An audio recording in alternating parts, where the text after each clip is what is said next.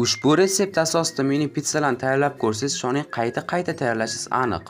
Bordi-yu buni kimgadir tayyorlab bersangiz, shoning qoyil qolishadi va sizdan retsept so'rashsa, ushbu videoni jo'natib qo'ying.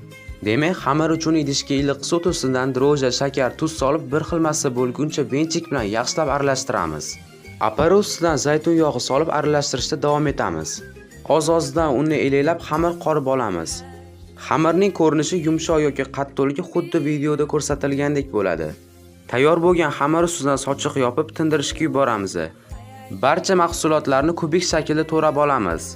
Endi xamirni 70 gram videoda ko'rsatilgandek dumaloq koptokcha ko'rinishidagi zuvalalar yasab listga birin-ketin joylab chiqamiz.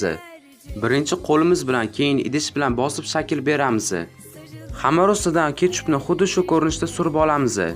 Ketchup surilgan xamir ustidan kubik shaklda to'ralgan kolbasa va svetofor bolgarskiylarni shu ko'rinishda qo'yib olamiz. Pitssa ustidan sir solib, duxovkaga pishirishga yuboramiz. Pitsalarimiz tayyor bo'ldi.